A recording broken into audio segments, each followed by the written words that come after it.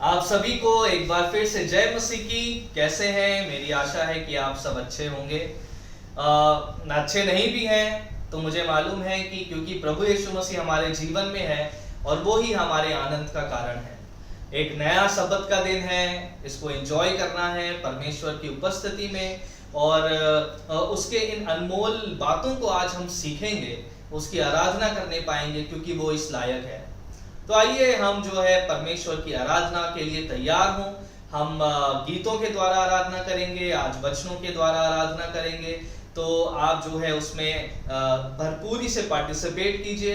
यदि आपको कोई प्रश्न है या उसके बारे में कुछ भी जानकारी है तो आप हमारी वेबसाइट fusiondelhi.in पे जाके और वहां पे हमसे संपर्क कर सकते हैं। इसी के साथ आइए मैं एक छोटी सी प्रार्थना करूंगा और उसके बाद आप परमेश्वर के वचनों में और उसके आराधना में जाएंगे। प्रभु, आज के दिन को आपके हाथ में सौंपते हैं और हम प्रार्थना करते हैं कि आज आप हमसे फिर से बात करें, हमारे जीवनों में जो कमी घटी है उसे हटाएं और होने दे परमेश्वर की हम यीशु मसीह आपकी समानता में बढ़ते जाएं। हमारी सहायता करें आराधना करने के लिए, हमारी सहायता करें आपके वचन में जाने के लिए, हमारी सहायता करें कि हम आपके प्रेम को और भरपूरी से जान सकें। ये प्रार्थना हम यीशु मसीह के नाम से मांगते हैं, आमीन। जय मसीह की। जय मसीह की सबको। आशा करता हूँ कि आप सब कोई ठीक है और आपका सेहत ठीक है और यीशु मसीह में लिप्त है और यीशु मसीह का कृपा से अच्छे चल रहे हो। आओ सब मिलके हम आज आराधना करते हैं और यीशु मसीह के जीवन को फिर से सोचते हैं और हमारे लिए उन्होंने अपना जीवन बलिदान दे दिया था ताकि हम अपने पापों से मुक्त हो सके। तो यीशु मसीह में हम जी सके तो संग मिलके हम उनकी आराधना करेंगे। सबको फ्यूजन करेंगे आपके स्वागत है। क्यों ना हम अपने पहले गीत की ओर यीशु मसीह तेरे जैसा है कोई नहीं, तेरे चरणों में झुके आसमां और महिमा गाए सभी। यीशु मसीह तेरे जैसा है कोई नहीं, तेरे चरणों में झुके आसमां और महिमा गाए जमीन। हम गाए हो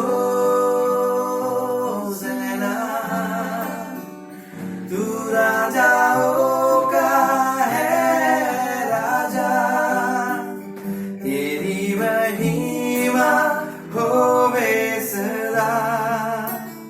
तू है प्रभु हमारा खुदा। हम गाए हो ज़रा, तू राजाओं का महिमा होवे सदा। तू है प्रभु हमारा खुदा। प्यारे पिता, तूने हमसे कितना प्यार किया, हमें पापों से छुड़ाने को अपने बेटे को कुर्बान किया। प्यारे पिता, तूने हमसे इतना प्यार किया,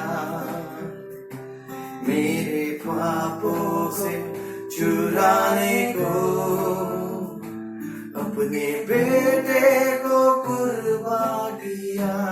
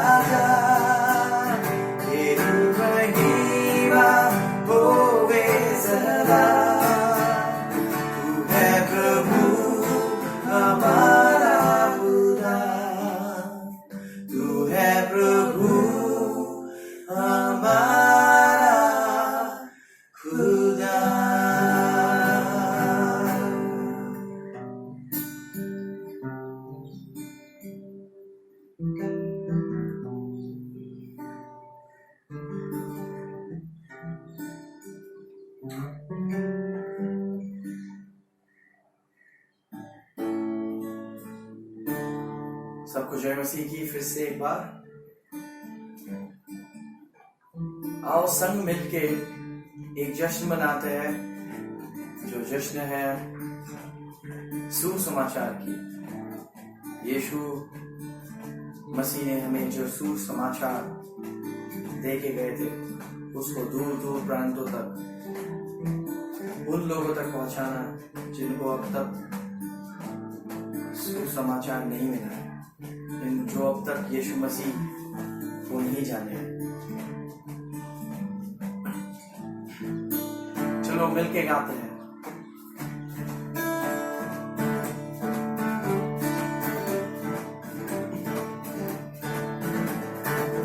ये जीवन है तेरा प्रभु जी, तू ही राज करे हो तेरी मर्जी।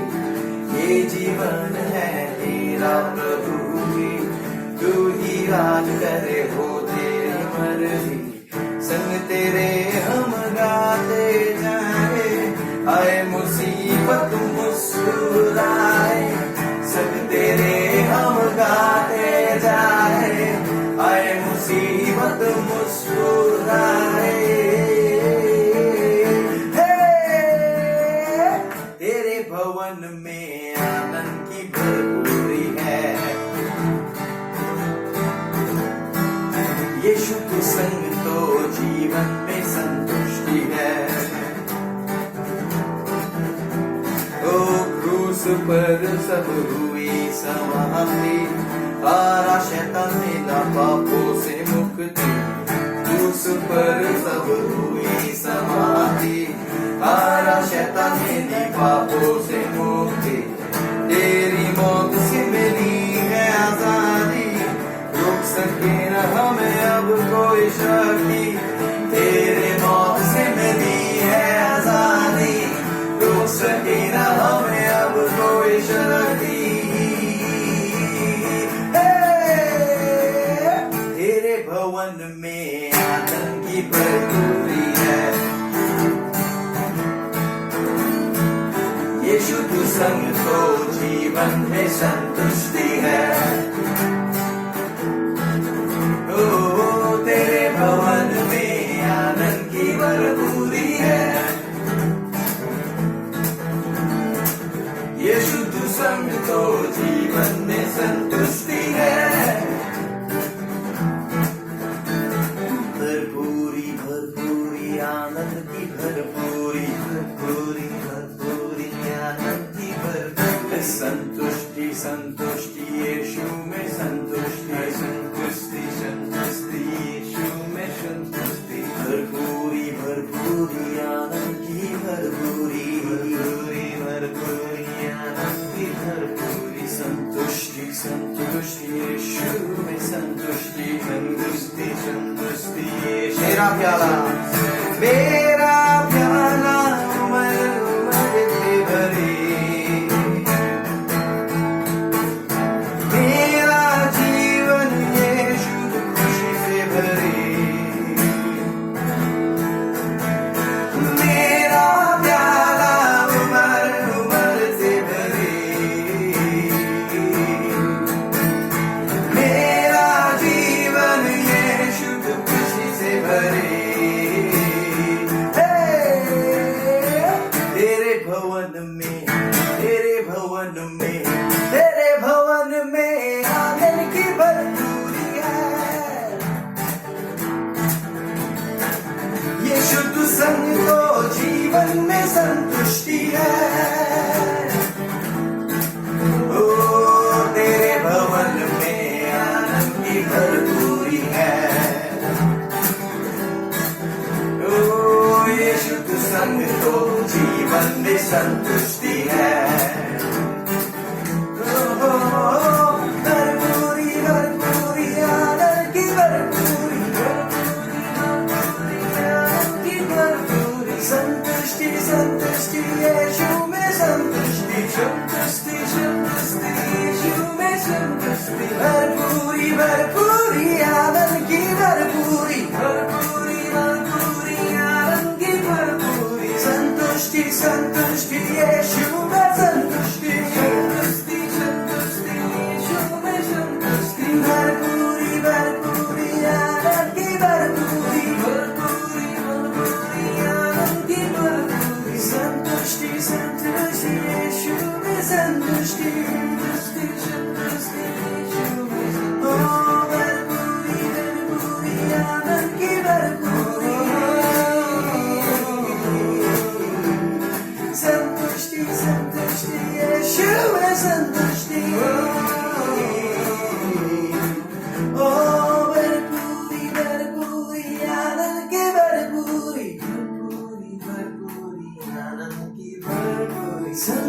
संतुष्टि यीशु में संतुष्टि। धन्यवाद। जय मसीह की। आशा करता हूँ कि सबका दिन शुभ हो और चलिए आगे चलते हैं प्रचार की ओर और आप सब अच्छे रहे और सेहत का ध्यान दें। धन्यवाद।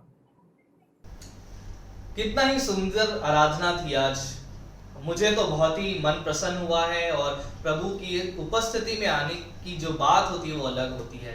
इसी के साथ आप सबका मैं तहे दिल से स्वागत करना चाहता हूं हमारी इस कलीसिया में जिसका नाम है फ्यूजन। फ्यूजन एक बहुसांस्कृतिक समुदाय है जो कि यीशु मसीह के सुसमाचार को जीने और बांटने के प्रति केंद्रित है, ताकि हृदय की सच्चाई, बुद्धि की रचनात्मकता और हाथों से सेवा के द्वारा हम दिल्ली और उसके पार प्रभाव डाल सकें। जितने भी लोग आज अगर आप हमारे पहली बार सुने हैं, पहली बार हमें देख रहे हैं, तो आप सबका स्वागत है। आप हमारे बारे में हमारी वेबसाइट fusiondelhi.in पे जाके हमारे बारे में और जान सकते हैं। और जितने भी हमारे पुराने लोग हैं, हमारे सदस्य लोग हैं, आप सबका भी स्वागत है। यदि आज आपका जन्मदिन है तो आपको बहुत बहुत जन्मदिन मुबारक हो। परमेश्वर आपके जीवन में और भरपूरी से काम करे। और यदि आपकी आज शादी की सालगिरह है तो हम आपको भी तहे दिल से मुबारकबाद देना चाहते हैं। उसी के साथ बताना चाहते हैं हर मंगलवार को प्रार्थना होती है, जूम पे होती है। यदि आप आ सकते हैं तो हम चाहते हैं कि हम जो है प्रार्थनाओं में बढ़ सकें, तो आपका स्वागत है। उसकी जानकारी के लिए आप हमसे संपर्क करें। भेंट और दशवांश के द्वारा अपनी जो आराधना है वो जारी रखें। हम फिलहाल ऑनलाइन ले रहे हैं, लेकिन यदि आप कैश में देना चाहते हैं तो उसे गुल्लक में इकट्ठा करते रहें और जब भी समय आएगा हमें दोबारा मिलने का तो आप अपने भेंट और अपने दशवांश को समय ला सकते हैं। इसी के साथ आज मेरी वाइफ अनुभा जो है वो परमेश्वर के वचन को लेके आई हैं और बहुत ही उत्साहित थी जब वो इस वचन को बना रही थी। और मेरी आशा है कि आज आप उस वचन की, क्योंकि परमेश्वर का वचन है, तो उससे आप उत्साहित होंगे। आइए हम परमेश्वर के वचन की ओर चलें। धन्यवाद। सबको जय मसीह की और आप सबका फ्यूजन कलीसिया में स्वागत है। आज इतना अच्छा दिन है कि हम सब लोग एक दूसरे के साथ वचन की सहभागिता कर सकते हैं और मुझे आशा है कि आपने बहुत एंजॉय किया होगा वर्शिप को भी। तो आज हम अपने अध्याय में चलते हैं और वचन की ओर चलते हैं। और आज का जो वचन है वो है मत्ती 12 उसका 33 से 42 तक। और इससे पहले मैं एक प्रार्थना करना चाहती हूँ कि परमेश्वर हमसे बोले और बातचीत करे। परमेश्वर, हम आपको बुलाना चाहते हैं इस समय। पवित्र आत्मा, हम आपकी सहभागिता चाहते हैं इस समय कि जैसे हम लोग वचन बांटते हैं परमेश्वर, तो क्यों ना आप मनों को तैयार करें और परमेश्वर आप हमें उस स्थान पर लेकर जाने वाले हो सके जहाँ जो आपने हमारे लिए तैयार किया है। हमारी बुद्धि को खोले, हमें डिस्ट्रैक्ट होने से आप परमेश्वर बचाएं। ये छोटी सी विनती हम यीशु मसीह के नाम से मांगते हैं, आमीन। तो चलिए आज शुरू करते हैं मत्ती उसका 12:33 से 42 तक। और मैं अनुरोध करूंगी हमारे कैमरामैन जी अभिषेक जी कि क्यों ना वो आ जाए हमारे सामने और हम एक नाटकीय रूप से इस वचन को पढ़ेंगे। ये डायलॉग है, बहुत सिंपल सा है, ठीक है। तो अभिषेक जी हैं, वो यीशु की आवाज बोलेंगे और मैं फरीसियों की आवाज हूँ या कोई भी अन्य आवाज जो इस पूरे पैसेज में है। सभी को जय मसीह की। और आज का जो वचन है वो हम पढ़ेंगे मत्ती उसके 12वें अध्याय से और हम 33 वर्ष से पढ़ेंगे। और मैं कोशिश करूंगा थोड़ा नाटकीय रूप से यीशु मसीह जैसे बोलेंगे उस प्रकार बोलने की। हंसी आए तो हंस लेना। यदि पेड़ को अच्छा कहो तो उसके फल को भी अच्छा कहो, या पेड़ को निकम्मा कहो तो उसके फल को भी निकम्मा कहो, क्योंकि पेड़ अपने फल ही से पहचाना जाता है। हे सांप के बच्चों, तुम बुरे होकर कैसे अच्छी बातें कह सकते हो? क्योंकि जो मन में भरा है वही मुंह पर आता है।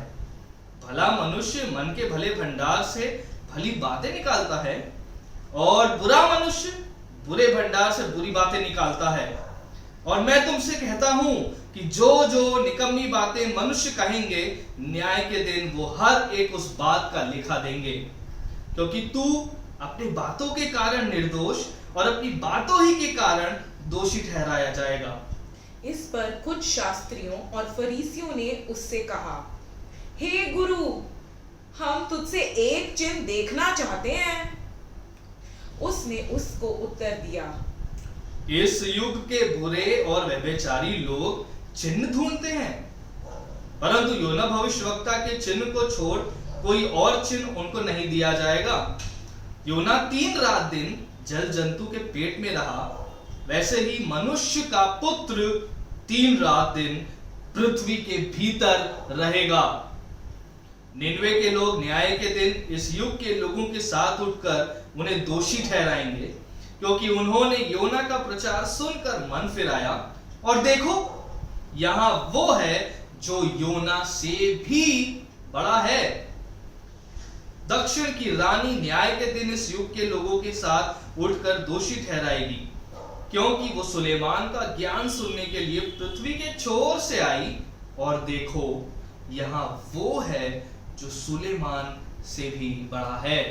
Amen. Thank you so much. धन्यवाद अभिषेक जी इस नाटकीय प्रस्तुति के लिए।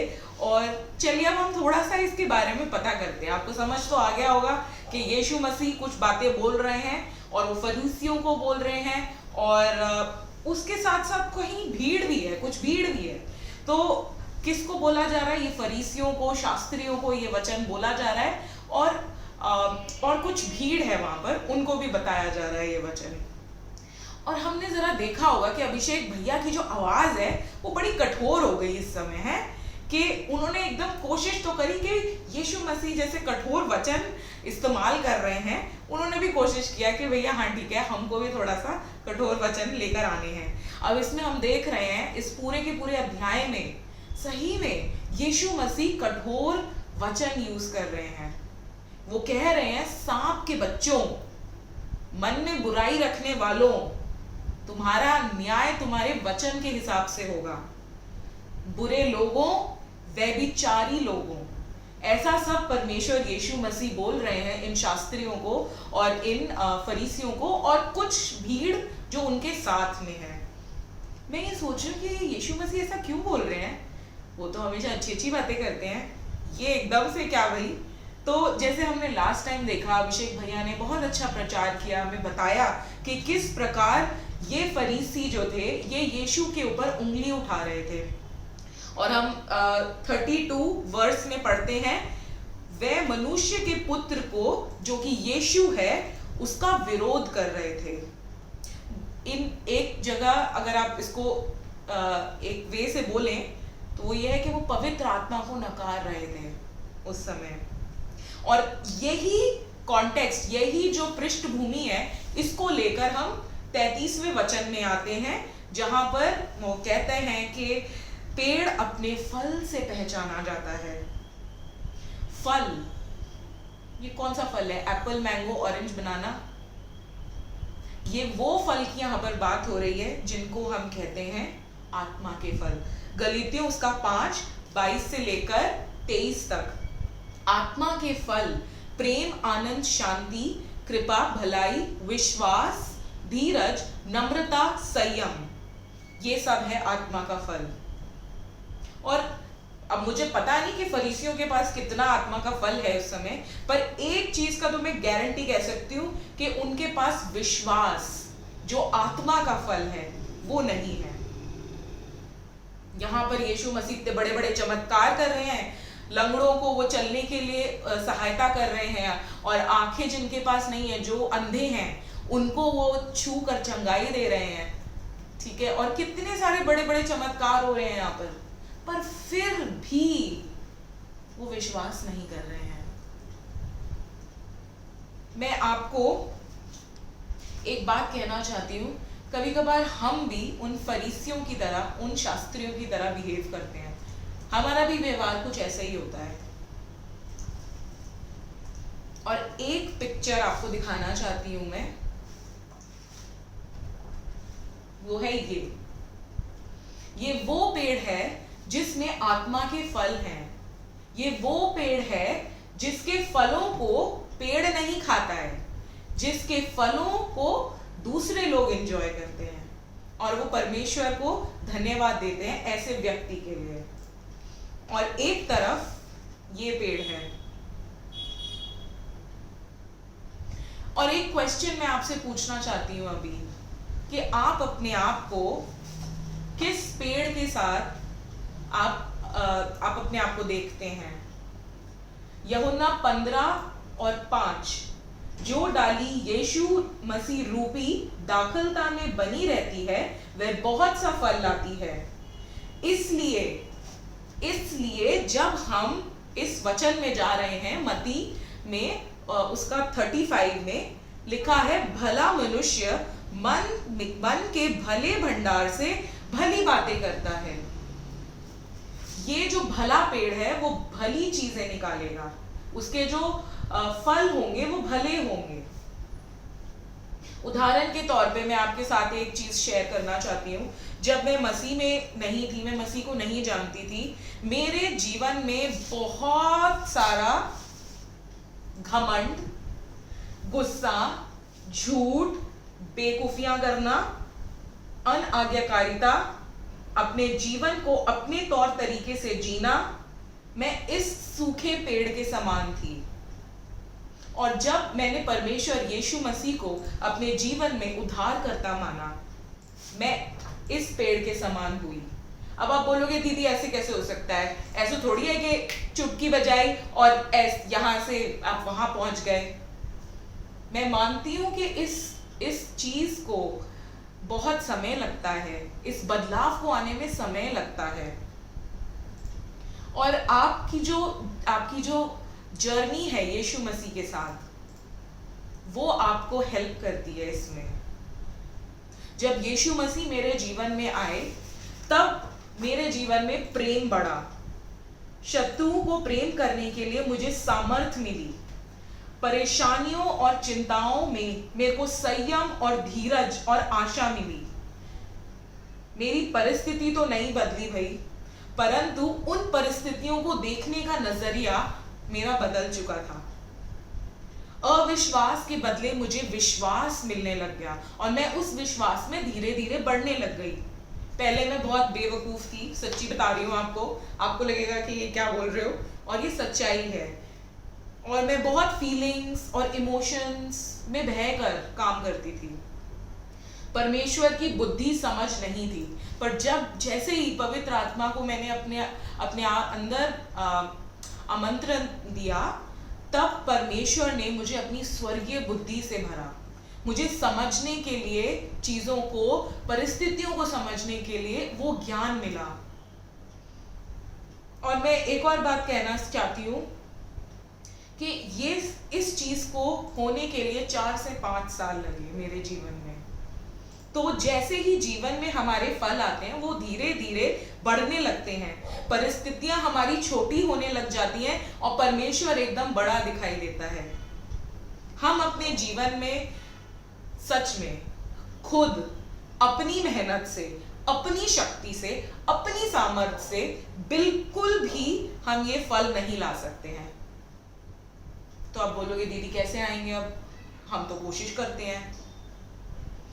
परमेश्वर की शक्ति और परमेश्वर की सामर्थ सिर्फ यही है जो मेरे जीवन में बदलाव लेकर आई। फलों में बढ़ोतरी इसलिए हुई क्योंकि मसीह जरूरी है। इस पेड़ को आप देख रहे हैं तो इस पेड़ की जड़ें जो हैं वो मेन चीज होती है, और उसको खाद मिलता है, उसको सूरज की रोशनी मिलती है, पानी मिलता है, ठीक है। और फिर ये पेड़ बड़ा होता है, जो उसका एंड होता है, एंड रिजल्ट जिसको हम कहते हैं, वो एक फल होता है। तो हमारी जो अभी सोच है वो ये है कि हमें अपनी जड़ें यीशु मसीह में मजबूत करनी है। सच में जो डाली यीशु मसीह रूपी दाखलता में है वो बहुत सा फल लाती है। और अगर आज हम कहते हैं कि दीदी हम मसीह के चेले हैं, तो आप सोचिए कि क्या आप अपने जीवन में फल ला रहे हैं? आप अपने आप को जांचिए। और कैसे जांचेंगे? चिंताओं में, मुश्किलों में क्या हम संयम, धीरज और आशा के साथ चल रहे हैं? जो कोई हमें कठोर वचन बोलता है, और मैं सच बता रही हूं कि आपके जीवन में भी होगा कोई जो कठोर वचन बोलता है, क्या आप उस व्यक्ति को प्रेम के नजरिए से देख रहे हैं? आपकी परेशानियां हैं, आपके दुख हैं, आपके तकलीफ हैं, और बहुत सारे ऐसे पहाड़ हैं। क्या आप विश्वास से आगे बढ़ रहे हैं? अपने घराने में क्या आप नम्रता का प्रदर्शन कर रहे हैं? क्या आपके जीवन में परमेश्वर की शांति और आनंद है? या फिर आप बौखलाए से रहते हैं जब भी आप परेशानियों को देखते हैं? इन कुछ सवालों से मैं आपको बोलना चाहती हूं कि आप अपने जीवन को जांचें। और इसमें एक बहुत बड़ी चेतावनी भी मैं बोलना चाहती हूँ, आपको देना चाहती हूँ, और वो ये है, मैं आपका ध्यान कर्म या कार्य इस पर नहीं लगा रही हूँ, पर मैं आपको ये सोचने पर मजबूर करना चाहती हूँ कि क्या आप यीशु मसीह के ऊपर, उसकी पवित्र आत्मा के ऊपर निर्भर हैं? क्या आपका जो ज्ञान है, आपका डिसीजन है, वो यीशु मसीह में होकर होता है या किसी फीलिंग या किसी इमोशन के ऊपर चल के होता है? क्या आप वचन पर आधारित हैं अपने जीवन के लिए? और मैं आपको अपने जीवन से ये बताना चाहती हूँ कि परमेश्वर का जो ज्ञान है वो सर्वोत्तम है, और ये मैंने अपने लाइफ में अनुभव किया है कि उसका जो ज्ञान है वो इमोशनली नहीं चलाता है हमें, उसका ज्ञान हमें किसी फीलिंग्स के ऊपर नहीं लेकर चलाता है कि अरे रे रे बेचारा, उसको ऐसे जरूरत है, मैंने फीलिंग्स के हिसाब से हेल्प कर दी। यीशु मसीह को पता था कि किसको चंगाई देनी है, उसको ये भी पता था कि किसको सांप के बच्चा बोलना है, और यह ज्ञान सिर्फ हमें पवित्र आत्मा दे सकती है। परिस्थिति में अगर जब आपको समझ में नहीं आता है क्या करना है, आपको समझ नहीं आ रहा है कि अब मैं कहाँ जाऊं, क्या करूं, किससे बोलूं, किससे बात करूं, इस चीज में सबसे पहले मैं आपको 4 चीजें बताना चाहती हूँ जो मेरे जीवन में एकदम पक्की रही हैं, क्योंकि मैंने टेस्ट किया अपने लाइफ में। सबसे पहला, जब पता नहीं चल रहा क्या करना चाहिए, फर्स्ट थिंग, वचन में जाएं, वचन का सहारा लें। क्या वचन कहता है ये सही चीज है कि नहीं है, उसका सहारा लें। नंबर 2, पवित्र आत्मा से आप पूछें, उससे आप अगुवाई लें। जब 1 और 2 हो जाए, मतलब आपने वचन से भी पता किया, आपने पवित्र आत्मा से भी पता किया, तब आप 3rd नंबर पे आए। वो है तीसरा स्टेप आपके लाइफ का, वो है छोटे छोटे कदम उठाना उस चीज के लिए। बहुत छोटे छोटे कदम, हर चीज को परखते हुए आप आगे चलें, जल्दी ना करें, प्लीज जल्दी तो बिल्कुल भी ना करें। और नंबर 4, सही समय का इंतजार करें, परमेश्वर के समय का इंतजार करें। मैं आपको अपने लाइफ से बताना चाहती हूँ कि अभिषेक जी हैं, मेरे पति हैं वो, और बहुत अच्छे हैं, बड़े क्यूट हैं, बड़े हैंडसम हैं, और मुझे बहुत अच्छे से रखते हैं, हमारी लाइफ बहुत अच्छी है। और मैं इस चीज़ के लिए परमेश्वर का धन्यवाद देना चाहती हूँ कि सच में मैं कह सकती हूँ मैं आशीषित हूँ। तो अभिषेक ने मुझे प्रपोज किया कि उन्होंने अपनी इच्छा जाहिर करी कि मैं आपसे शादी करना चाहता हूँ, और मैंने बोला अच्छा आपको शादी करनी है, और बहुत अच्छा लगा, और एकदम लल्ला एकदम फूल वूल सब आ गए, खिल गए हमारे आसपास, और गाना बजने लग गया अपने आप से, और बड़ा अच्छा सा महसूस होने लग गया। पर मुझे तो नहीं पता था ना भविष्य में क्या है, परमेश्वर ने क्या रखा है। उस समय में मैंने अभिषेक को वचन से जांचा कि ये बंदा कितना वचन में बिलीव करता है। फिर मैंने होली स्पिरिट से, मैंने पवित्र आत्मा से पूछा कि पवित्र आत्मा आप मुझे दर्शाएं कि ये बंदा सही है कि नहीं है। और इतना ही नहीं, मैंने अगुओं से पूछा, अपने जो भी मेरे आसपास के लोग हैं, अपने दोस्तों से जो मेरे लिए प्रार्थना करते हैं, जो मेरे साथ रहते हैं, जो मेरे को मेरी कमजोरी में उठाकर रखते हैं, उनसे पूछा। मैंने अपने माँ बाप की राय ली, उनका क्या सलाह है इस चीज के लिए। परमेश्वर के समय के लिए इंतजार किया, और ये बहुत कठिन समय था क्योंकि मुझे 2 साल तक वेट करना पड़ा, और 2 साल, और वो भी लॉन्ग डिस्टेंस। ये लखनऊ में, मैं दिल्ली में। हेलो हाय कैसे हो, बस हेलो हाय ठीक है, अच्छा चलो प्रार्थना कर लेते हैं, हाँ ठीक है, यही हमारा लाइफ था। पर परमेश्वर का हम धन्यवाद देना चाहते हैं उस 2 साल के लिए, क्योंकि उस 2 साल में परमेश्वर ने हमें उसके ऊपर निर्भर होने के लिए मदद करी। अगर ऑब्वियसली बात है, फीलिंग्स तो होती हैं, इमोशंस होते हैं, तो वो लल्ला फीलिंग में जाकर हम लोग कुछ गलत काम भी कर सकते थे, कुछ गलत स्टेप भी उठा सकते थे। पर नहीं, जो परमेश्वर का जो वचन है, उसकी पवित्र आत्मा हमें इन सब गलत स्टेप्स को लेने के लिए वो हमें चेतावनी देती है, हमें सावधान करती है। और मैं आपको ये बोलना चाहती हूँ कि सच में हमारा परमेश्वर इतना बड़ा परमेश्वर है, इतना महान परमेश्वर है कि मैं अपने शायद शब्दों में नहीं बता सकती आपको।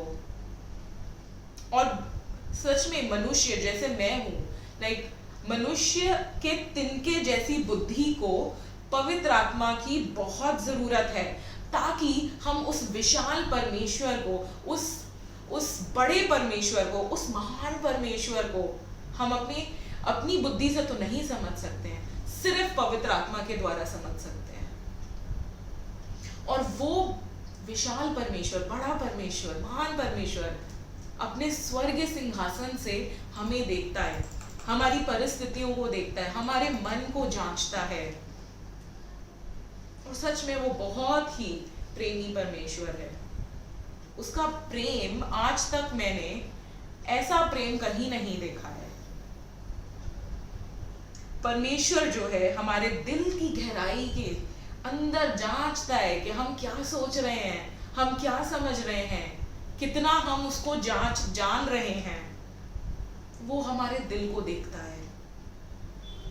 और इसीलिए हम आगे बढ़ते हैं, वर्स 37 और 36 में वो कह रहा है यहाँ पर कि वो परमेश्वर यीशु मसीह जो है वो दिल में फरीसियों के देख पा रहा है। और क्या कह रहा है कि फरीसियों के दिल में जो निकम्मी बातें थी, जो बुरी बातें थी, वो परमेश्वर यीशु मसीह जान चुका है। और कैसे? क्योंकि फरीसी तो बोल ही रहे थे, ये तो शैतान के नाम से चंगाई कर रहे हैं भैया। पर यीशु फरीसियों को कहता है कि तुम्हारे दिल की जो कठोरता है, तुम्हारे दिल की जो बुराई है, मैं उसको जानता हूं, और हर उस निकम्मी बात का मैं न्याय करूंगा।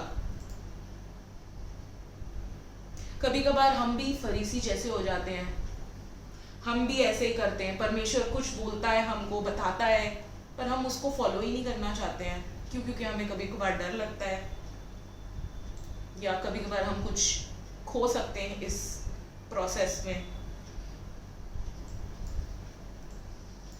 जब पवित्र आत्मा हमें यीशु के बारे में दर्शाती है और हम यीशु को नहीं मानते हैं, तो ये इसका न्याय है हमारे जीवन में।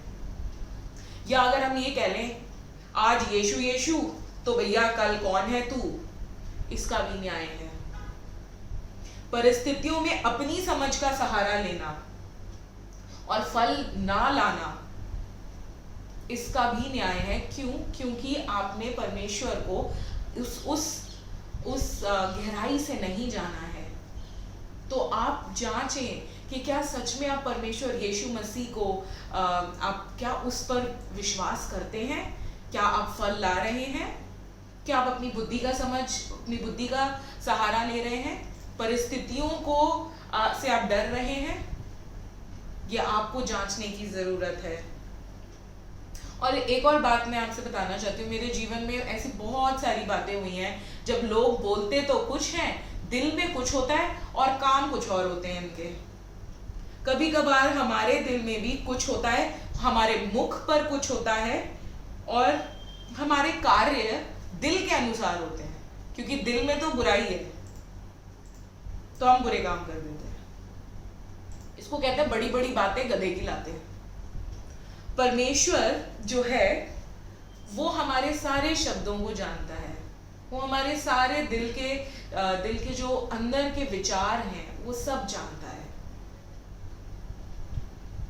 इसीलिए मैं आपको बोलना चाहती हूँ, एक वचन है नीति वचन उसका 18 का 21, जीव के वश में मृत्यु है और मृत्यु और जीवन दोनों होती है, और जो उसे काम लाने में जानता है वह उसका फल भोगेगा। और ये सेम चीज जो है हम यहाँ देखते हैं कि परमेश्वर यीशु मसीह भी 37 वचन में मती के कह रहे हैं, क्योंकि तू अपनी बातों के कारण निर्दोष और अपनी ही बातों के कारण दोषी ठहरेगा। तो हमें यहाँ ध्यान देने की जरूरत है कि हम कैसी बातें बोल रहे हैं, किन शब्दों का प्रयोग कर रहे हैं, अपने से छोटों के लिए, अपने से बड़ों के लिए, अपने समांतर लोगों के लिए, और कभी कभार तो अपने लिए ही। मैं तो ऐसे ही हूं, मैं तो ऐसे, मैं तो वैसे। आपको ध्यान देने की जरूरत है कि परमेश्वर आपको कैसे देखता है, और परमेश्वर आपको एक बच्चे के रूप में देखता है, और इसीलिए उसने हमें पुत्र और पुत्री होने का एक सौभाग्य दिया है। आपको अगर ऐसा लगता है कभी आपने किसी को भी अपने जीवन में किसी को अपने शब्दों से आपने ठेस पहुंचाई है, तो उससे आप जरूर जाएं और माफी मांगे, और परमेश्वर से भी माफी मांगे। और मैं तीसरी बात कहकर मैं यहाँ पर खत्म करना चाहूंगी, और वो ये है, यीशु मसीह परमेश्वर का पुत्र है। जब हम देखते हैं अभी 38 वचन में अगर आगे जाते हैं तो हम देखते हैं कि शास्त्री और फरीसी लोग हैं, वो फिर कुछ ऐसी निकम्मी बात कर रहे हैं। और ये सच बात है कि हमारा भी कभी कभार जो कंप्यूटर है ना, दिमाग का कंप्यूटर, वो ऑफ हो जाता है। अभी भाई शास्त्रियों ने, फरीसियों ने इतने सारे चमत्कार देख लिए हैं, उसके बाद भी कह रहे हैं 38 वचन में कि भाई एक और चिन्ह दिखा दो।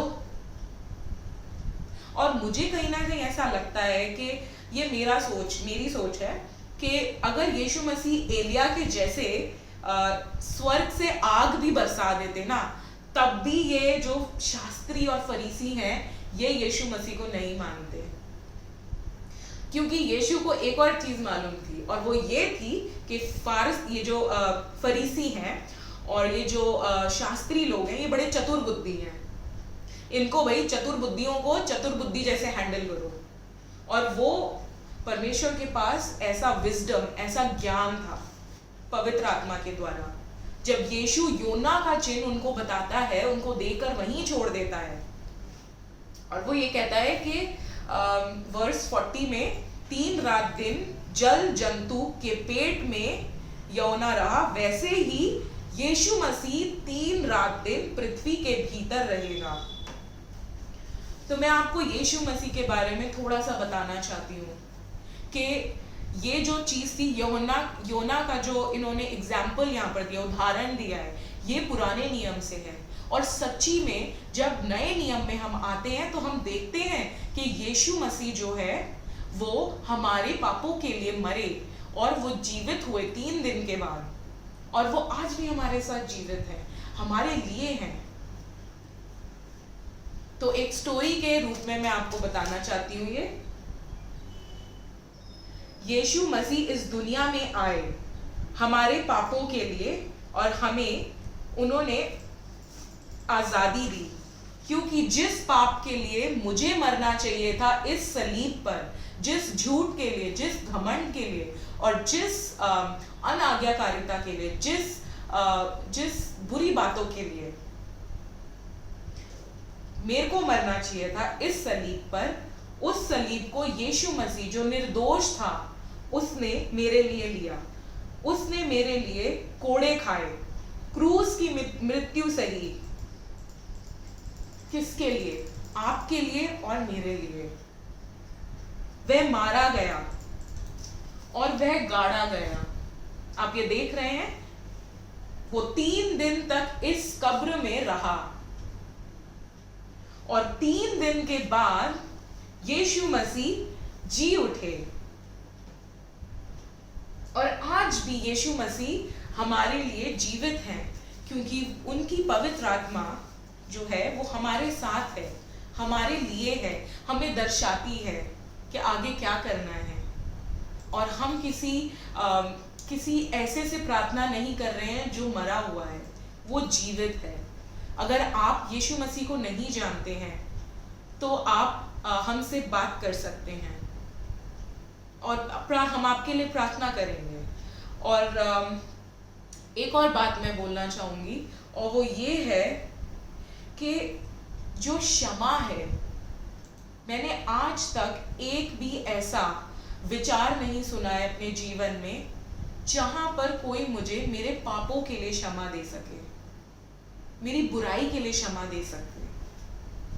ऐसा कुछ नहीं देखा है मैंने जो ऐसी अनुभव को इसमें बदल दे।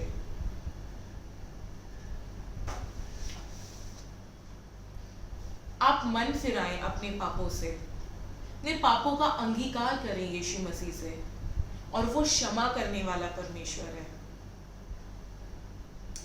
और इतना ही नहीं, जिन्होंने उसके ऊपर विश्वास किया उनको अनंत जीवन मिला। आइए प्रार्थना करते हैं। परमेश्वर, हम आपका धन्यवाद देना चाहते हैं इस समय के लिए और इस वचन के लिए, और हम धन्यवाद देना चाहते हैं कि परमेश्वर आप महान परमेश्वर हैं। हमारी विनती आपसे है परमेश्वर कि हम इस वचन को सिर्फ सुनने वाले ना हो सके, परंतु परमेश्वर आपके रूप में हम बदलने वाले हो सके और फल लाने वाले हो सके। हमारे जीवनों में परमेश्वर आप कार्य करें, और जितनी भी बुरी बातें हैं परमेश्वर, जो भी बुरे फल है हमारे जीवनों में, आप उनको हटाएं। पवित्र आत्मा, सिर्फ आप ही ये कार्य कर सकते हैं परमेश्वर। हमें बुद्धि ज्ञान से आप परिपूर्ण करें, हमें अपनी सामर्थ्य से भरें। और आज जिन लोगों ने हमारे वचन को, आपके वचन को सुना है परमेश्वर, आप उनको भी आशीषित करें। ये छोटी सी विनती प्यारे यीशु के नाम से।